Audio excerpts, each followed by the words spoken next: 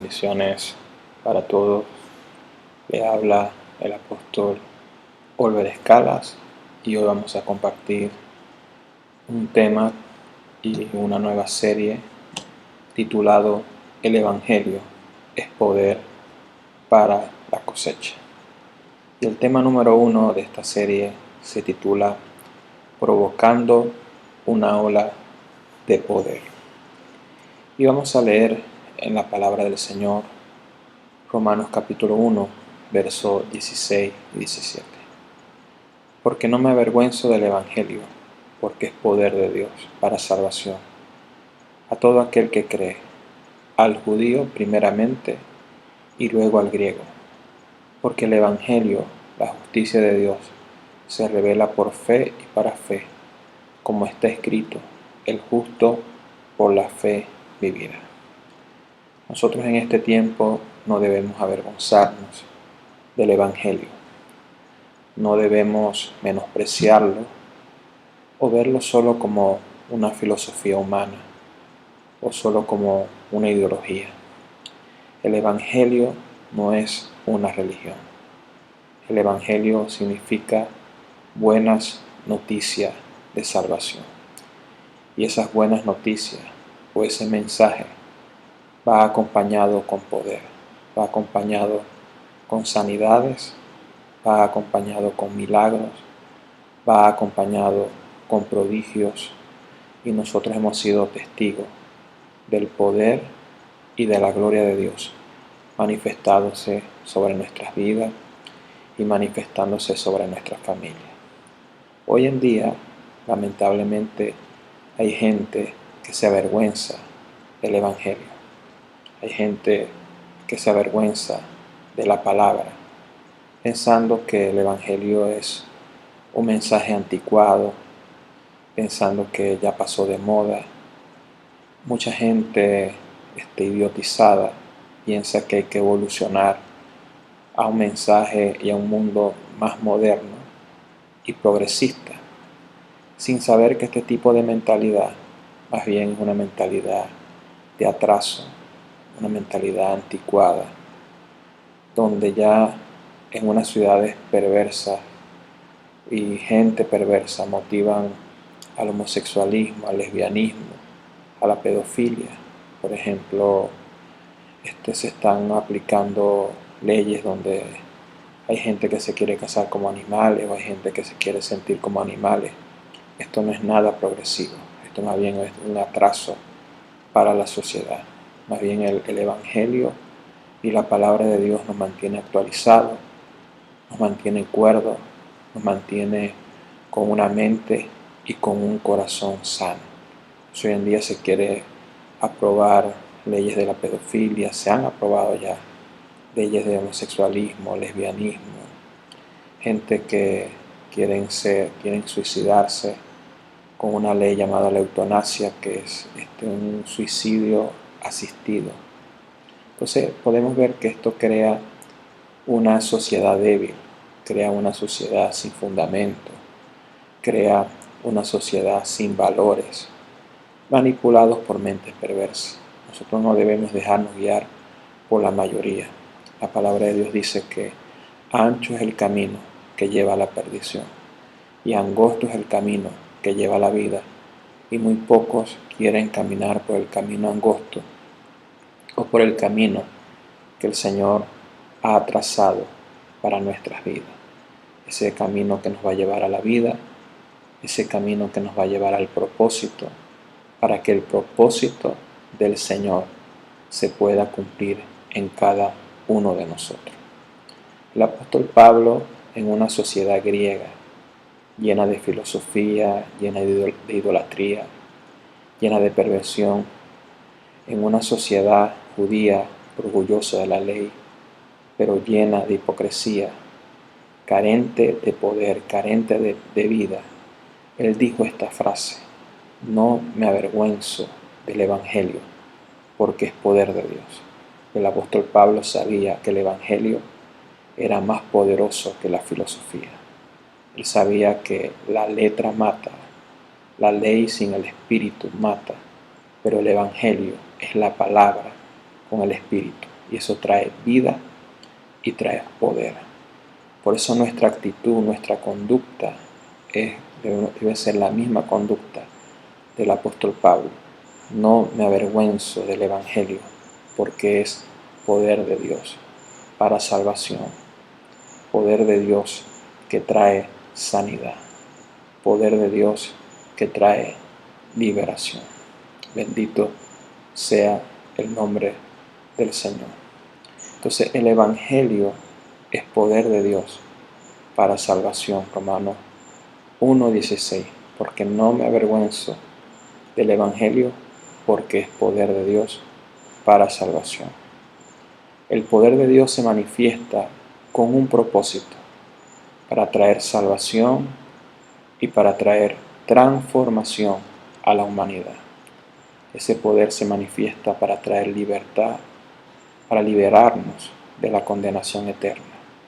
El poder del Evangelio se manifiesta para liberarnos de la muerte espiritual y también para liberarnos del dominio de las tinieblas, que podamos vivir una vida de libertad y podamos vivir una vida dentro del propósito de Dios.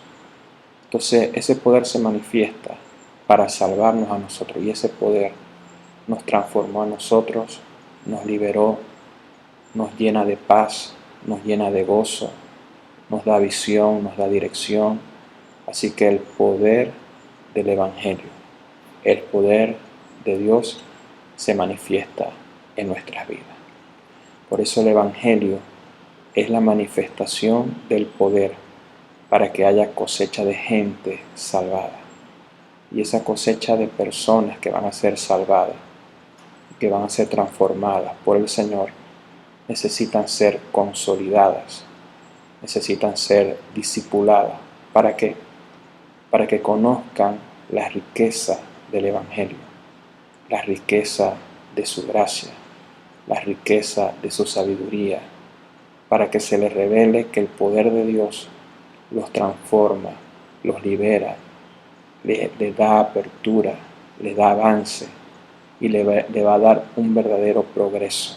Así que el Evangelio no es filosofía, el Evangelio no es religión, el Evangelio no es humanismo, el Evangelio es poder de Dios.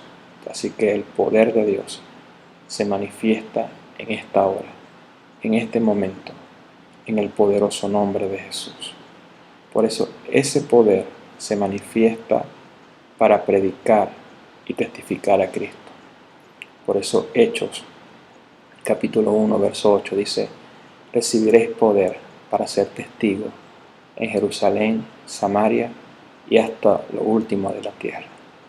El poder de Dios tiene dirección. El poder de Dios es de acuerdo a la visión y al propósito que el Señor nos ha dado. El poder de Dios no se manifiesta para fines egoístas, no se manifiesta para fines de codicia.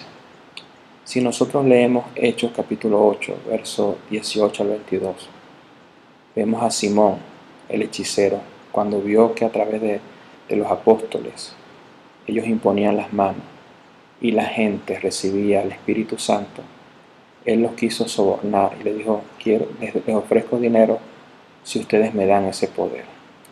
El apóstol Pedro se enojó y le dijo que él no podía comprar el don de Dios con dinero y que lo veía en una hiel de amargura y en una prisión de oscuridad. Así que le dijo: arrepiéntete, tienes que arrepentir, porque el poder de Dios no es para fines egoístas. El poder de Dios no es para lucirse. El poder de Dios es para sanar, es para liberar, es para salvar, es para restaurar al hombre, es para restaurar a nuestra familia. Entonces el don de Dios y su poder no se compra con dinero, no se usa con fines egoístas, no se usa para la vanagloria o para decir que somos poderosos, llenarnos de orgullo y de soberbia. Debemos entender que todo es para la gloria de Dios. y que el poder de Dios no es para nuestro beneficio. El poder de Dios es para la bendición de otros. El poder de Dios, la palabra, es para edificar el cuerpo de Cristo. Es para que la gente conozca la verdad y sean salvados y sean transformados por el poder del Señor.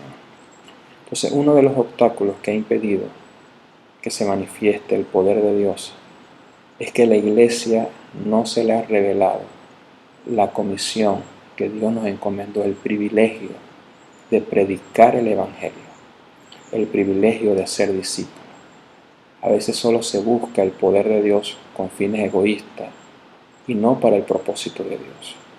Si nosotros predicamos, hacemos discípulos, buscamos primeramente el reino de Dios, el reino de Dios va a avanzar y todo lo que nosotros necesitamos va a ser añadido a nuestra vida. Bendito sea el nombre del Señor. Siento mucho la presencia del Señor. Yo sé que muchas personas que están enfermas están siendo sanadas. Mucha gente que está atada está siendo liberada. Gente va a ser transformada por el poder del Evangelio. Va a ser transformada por el poder del Señor.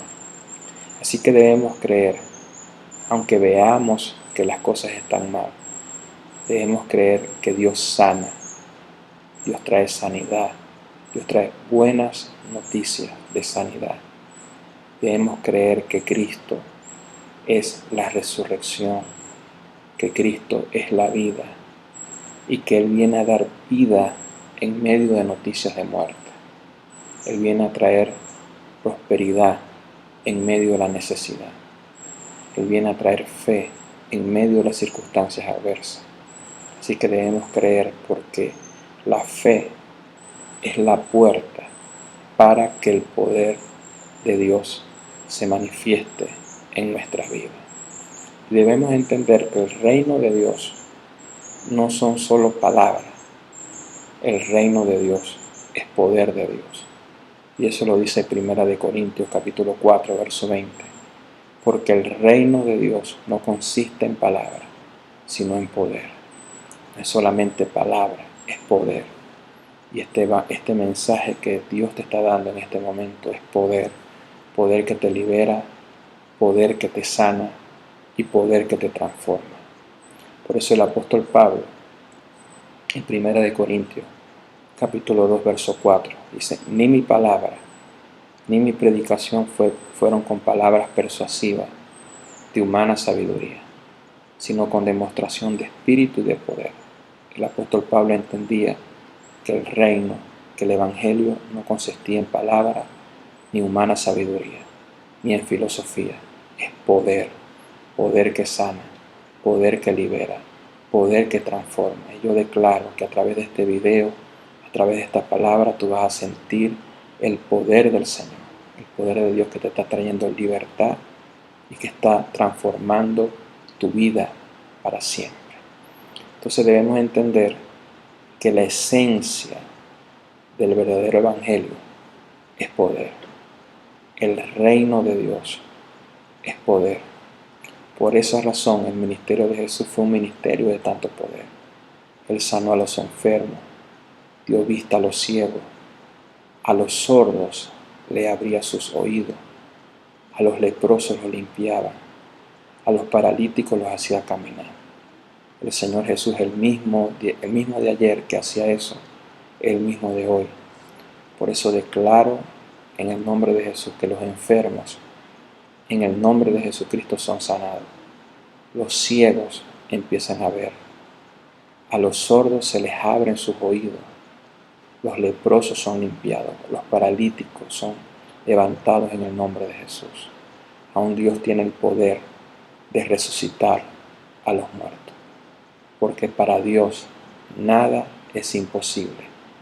Y al que cree, nada es imposible. Estas mismas señales y milagros lo hicieron sus primeros apóstoles. Dice la Biblia que con la sombra de Pedro sanaban los enfermos.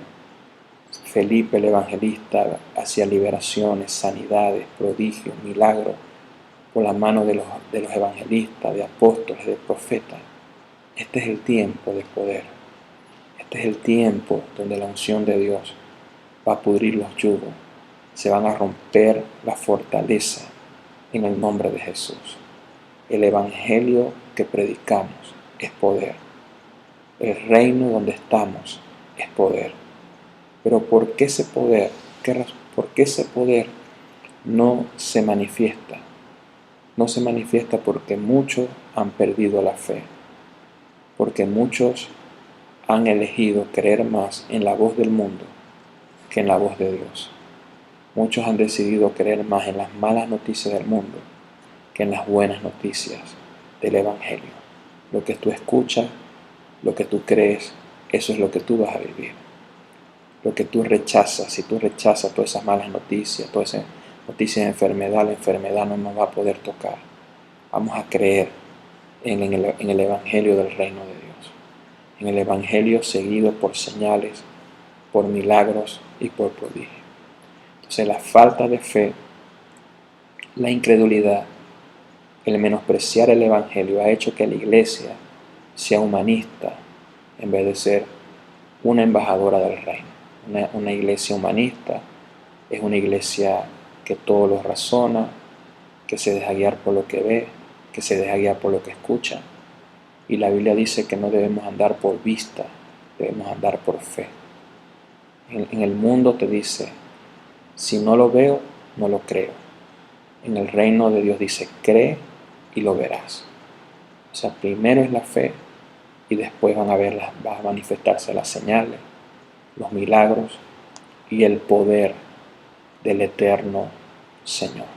En el nombre de Jesús, poder de Dios se manifiesta en esta prédica. Hay una impartición de vida, hay una impartición de sanidad en el nombre poderoso de Jesús. El mayor enemigo de la manifestación del poder es el temor. Y vamos a leer, busquen en sus Biblias, en 2 de Timoteo, capítulo 1, verso 5 al 8. Dice así: trayendo a memoria la fe no fingida que hay en ti, la cual habitó primero en tu abuela Loida y en tu madre Eunice, y estoy seguro que habita en ti, por lo cual te aconsejo que avives el fuego del don de Dios que está en ti, por la imposición de mis manos. Porque no nos ha dado Dios un espíritu de cobardía, sino de poder, de amor y dominio propio. Por tanto, no te avergüences de dar testimonio de nuestro Señor, ni de mí preso suyo, sino participa de las aflicciones por el Evangelio, según el poder de Dios. Entonces aquí vemos varios fundamentos importantes. Primero, Timoteo tenía una fe generacional, una fe que habitó en su abuela Loida, habitó en Eunice y que el apóstol Pablo testificó que habitó también en Timoteo. Era una fe no fingida, no era una fe hipócrita, era una fe transferida por su abuela, por sus madres. Entonces Timoteo tenía una herencia, tenía un legado de fe. Y Timoteo, por causa del temor y del miedo, tenía apagado el don de Dios. Tenía apagado su ministerio, su llamado. El apóstol Pablo, a través del presbiterio, le impusieron las manos, profetizaron y fue ordenado para ese ministerio. En el verso 6 dice: por lo cual te aconsejo que avives el fuego del don de Dios que está en ti por la imposición de mis manos. Él fue ordenado, le fueron impartidos dones para llevar a cabo la misión que Dios le había encomendado. Ahora, ¿por qué Timoteo había apagado el fuego? ¿Por qué Timoteo pagó el poder de su don? Por la cobardía. Por eso el apóstol Pablo dijo: Dios no te ha dado un espíritu de cobardía, sino de poder, de amor y dominio propio. Timoteo apagó su llamado, apagó el propósito de Dios por ser un cobarde. La cobardía, y podemos ver varios ejemplos, la cobardía del joven rico, cuando el Señor Jesús le dijo: déjalo todo y sígueme. y él no quiso. Dejó a Jesús, dejó lo eterno por lo pasajero. ¿Por qué? Porque fue un cobarde. Otro cobarde fue Judas. Él desechó el llamado de Dios por 20 monedas de plata. O sea, desechó la riqueza de la gracia por una riqueza pasajera. La cobardía de dejar al Señor por la persecución de los familiares, amigos, porque a veces sucede algo que importa más la opinión de los hombres que la aprobación de Dios. Dice la Biblia que los cobardes no entrarán en el reino de los cielos, pero los valientes van a poseer, van a avanzar y van a conquistar. Cuando Timoteo vio la persecución que le vino al apóstol Pablo por causa del Evangelio, vio las pruebas de fe que pasó el apóstol Pablo, se llenó de temor, se llenó de cobardía, apagó su ministerio y no quiso predicar, no quiso testificar, quería abandonarlo todo. Entonces, hoy en día, y sé que esta palabra es un poco fuerte, hoy en día vemos en la iglesia una generación de cobardes, gente que no quieren predicar, gente que no quieren visitar, gente que se avergüenza del Evangelio, porque no entienden que el Evangelio es poder de Dios. No estamos predicando y hablando filosofías humanas, estamos hablando del poder de Dios. Así que vamos a renunciar a ese temor y a esa cobardía y vamos a ser gente valiente. Vamos a ser gente que hagan caer a los Goliat, gente que hagan caer las murallas de Jericó, gente que conquista, gente que avanza, porque si Dios es por nosotros, ¿quién contra nosotros? Y con Dios nosotros vamos a hacer proeza. Hemos hecho proeza en el pasado y vamos a seguir haciendo proeza en el futuro. Yo declaro en el nombre de Jesús que ese espíritu de cobardía se va de nuestras vidas en el nombre de Jesús. Entonces Dios quiere un pueblo valeroso, no un pueblo cobarde. Dios quiere un pueblo valeroso que ore, que crea, que predique, que profetice, que valore el llamado que el Señor le ha hecho, porque es un llamado eterno. O sea, una cosa muy diferente, un trabajo, un empleo, una profesión secular, que un llamado eterno. O sea, dice la Biblia que es el supremo llamamiento, es lo más alto, el llamado del Señor. Entonces Pablo le dijo a Timoteo, nuestra naturaleza, nuestro espíritu, lo que recibimos es poder, amor y dominio. Nuestra naturaleza no es una naturaleza de gente cobarde, es una naturaleza de gente valiente, es una naturaleza de poder. Hemos recibido poder porque el Espíritu Santo está en nosotros. Como dice Primera de Juan 2:27, la unción del Santo permanece en nosotros. Esa unción que pudre los yugos, esa unción que hace retroceder las tinieblas, ese poder para sanar, esa unción para resucitar, para transformar está en nosotros. Mayor es el que está en nosotros. Es el Señor Jesús, es el Espíritu Santo. Hay un gigante dentro de nosotros. Nosotros no debemos temerle a las tinieblas nos deben temer a nosotros. Así cuando los endemoniados veían a Jesús, decían, vete de aquí, nos estás atormentando, porque le tenían miedo a Jesús, porque era un hombre valiente, era un hombre lleno del Espíritu Santo de Dios. El poder súper eminente que resucitó a Cristo de entre los muertos, que hizo que Cristo venciera la muerte, está en nosotros los que creemos. Así que vamos a creer, vamos a orar, vamos a ayunar y vamos a ver el poder de Dios actuando a favor de nuestras vidas.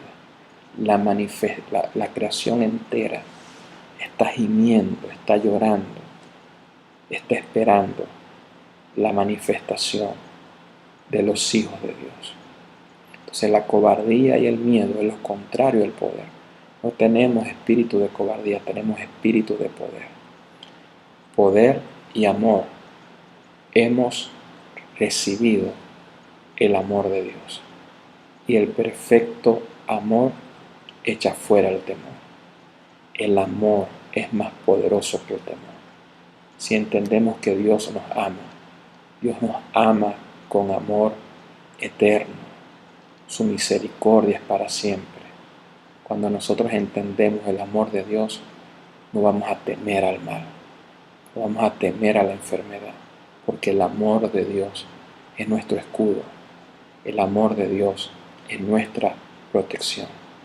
El Señor Jesús, cuando hacía milagros, dice porque tenía compasión de la gente.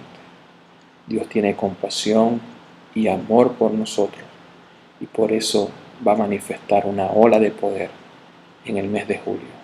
Lo declaro, lo profetizamos en el nombre de Jesús. Poder de Dios que trae sanidad, poder de Dios que trae libertad sobre nuestras vidas. Tenemos espíritu de poder, tenemos espíritu de amor y de dominio propio. Es decir, no debemos dejarnos controlar ni dominar por lo externo, ni por las circunstancias pasajeras, sino debemos dominar. Dios nos creó para señorear. Dios nos creó para dominar nuestro cuerpo. Si nosotros queremos dominar afuera, vamos a dominar nuestros pensamientos, vamos a dominar nuestras emociones, vamos a creer, porque la gloria de Dios se va a manifestar sobre nuestras vidas. Por eso no te avergüences de tu cobertura, sigue su ejemplo y modelo del Evangelio. Eso es lo que le dijo Pablo a Timoteo. Dice, porque no nos ha dado Dios un espíritu de cobardía, sino de poder, de amor y de dominio propio. Por tanto, no te avergüences de dar testimonio de nuestro Señor, ni de mí preso suyo, sino que participa en las aflicciones por el Evangelio, según el poder de Dios. Entonces Timoteo como que estaba avergonzado de que el apóstol Pablo estuviera preso por el Evangelio. Por eso no quería dar testimonio de nuestro Señor Jesucristo, no quería predicar, no quería hablar, quería renunciar al llamado que el Señor le hizo. No quería pagar el precio. Estaba lleno de miedo y estaba lleno de temor. Entonces, no, a pesar de las circunstancias que pasemos, no nos avergoncemos de predicar el Evangelio. A pesar de las circunstancias que pase un líder, que pase un pastor, un apóstol, no tengas temor. Dice la Biblia que somos bienaventurados cuando padecemos por causa del Evangelio. Dice que recibiremos galardón, un mayor peso de gloria. Esta leve tribulación va a producir en nosotros un mayor peso de gloria. Vamos a ver el poder de Dios manifestado, así que no te avergüences del Evangelio, no te avergüences de dar testimonio, no tengas cobardía, diga no voy a predicar, me voy a enfermar. Hay gente que son más valientes yendo a un trabajo, atendiendo a las personas en un trabajo que los mismos líderes, que la misma iglesia, tienen mucho miedo. Por eso hay muchos enfermos. Necesitamos creer, necesitamos ver la manifestación del poder del Señor. Entonces Timoteo estaba avergonzado del Evangelio y de su paternidad por las cosas que estaba padeciendo por causa del Evangelio. Debemos entender que los ministros son muy perseguidos, pasan pruebas, ataques de las tinieblas, ataques de las tinieblas, y no debemos juzgarlos, debemos ayudarlos en oración. Nosotros no estamos para juzgar a nadie, no estamos para juzgar a ministros, pastores, estamos para ayudarlos en oración, porque son atacados, pero son atacados por causa del Evangelio y van a recibir una recompensa grande. Pablo le dice, predica, sigue predicando, participa en estas pruebas, porque estas pruebas van a traer más gloria, van a traer más poder, porque esta leve tribulación momentánea va a producir un mayor peso de gloria. Vamos a ver la gloria de Dios. Los valientes ven gloria, ven honra y ven favor, pero los cobardes ven vergüenza, ceniza y son sacados del propósito eterno del Señor.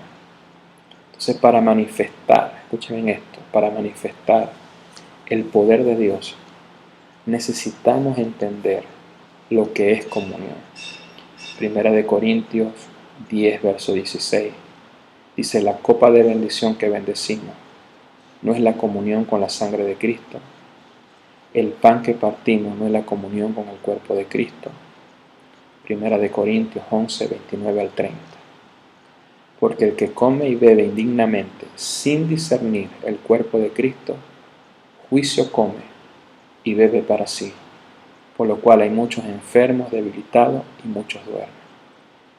Primera de Corintios 11, 17.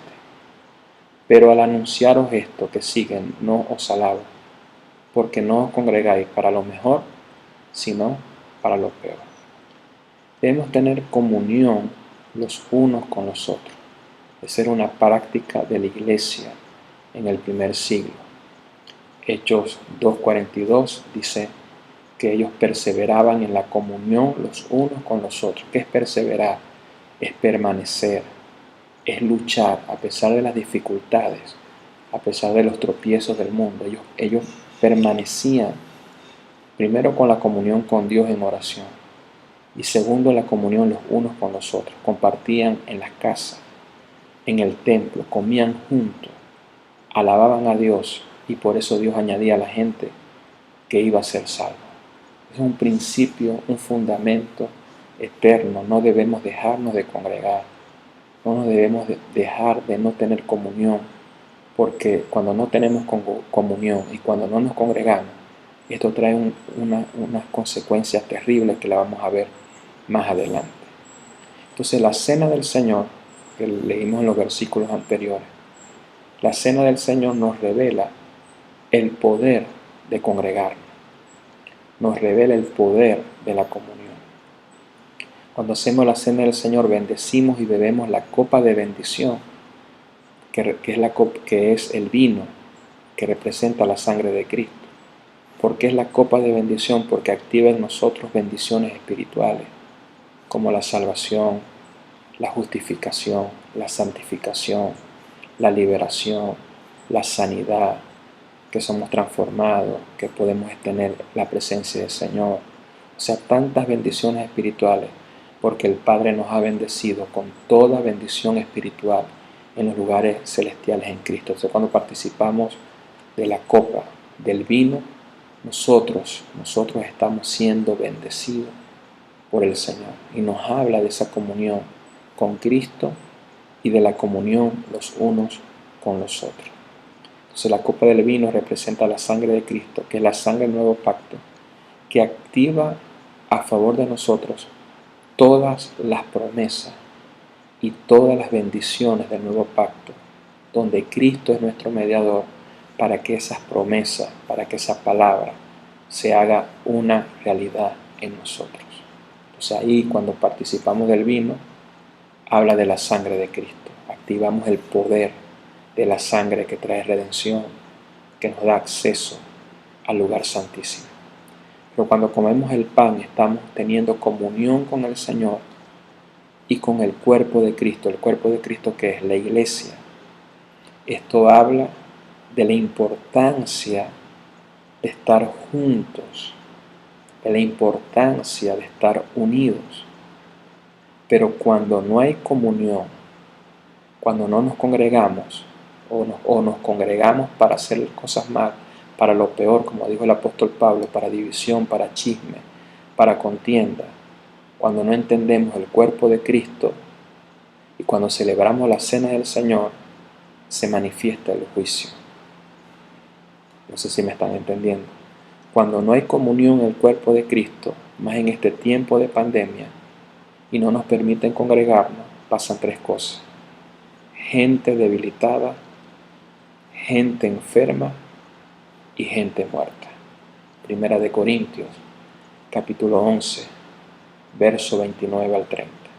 Porque el que come y bebe indignamente, sin discernir, o sea, sin entender el cuerpo de Cristo, juicio come y bebe para sí, por lo cual hay muchos enfermos, debilitados y muchos duermen. Entonces, como iglesia, Como iglesia hemos pasado muchas cosas.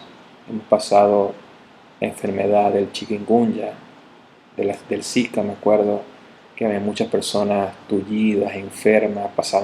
Hicimos un servicio de sanidad, como 40 personas fueron sanadas, pero la iglesia estaba junta.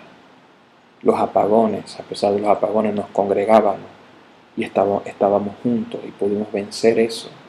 El tiempo de la escasez de productos, protesta, migración, falta de agua, falta de gasolina, pero juntos lo podíamos vencer, porque ese es el poder de la iglesia. Las puertas del Hades no prevalecerán contra la iglesia, pero cuando la iglesia está unida, cuando la iglesia está en comunión, no cuando están dispersos. Entonces vemos una dispersión, y cuando la iglesia está dispersa, es débil. Cuando la iglesia es débil, se enferma, y cuando se enferma hay muerte espiritual, y también se puede manifestar la muerte física. Entonces todo esto nosotros lo hemos vencido juntos como iglesia, en comunión unos con otros, congregándonos. El año pasado, por ejemplo, había más ánimo en la gente congregarse, en hacerse de liderazgo, aún en las casas de iglesia. Vimos que todo el año pasado ninguno se enfermó. Cuando comenzamos a congregarnos desde noviembre de 2020 hasta abril de 2021, ninguno se enfermó, ninguno estaba débil. Así que eso es una mentira del diablo que dice que los mayores focos de enfermedad son las iglesias. Eso es una mentira del diablo. Y como apóstol yo cancelo eso en el nombre de Jesús. Yo derribo esa mentalidad en tu vida. Entonces muchas personas que cuando hay enfermos empiezan a decir, están enfermos, hay muertos, para que como que la gente no se congregue.